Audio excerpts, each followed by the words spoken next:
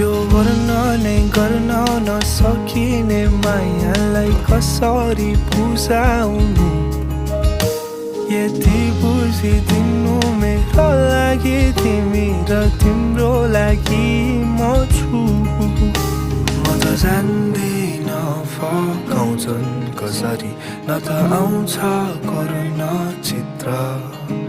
तिमी जति रिसाए नि माया छ सदैव मुटुभित्र तिमीलाई नै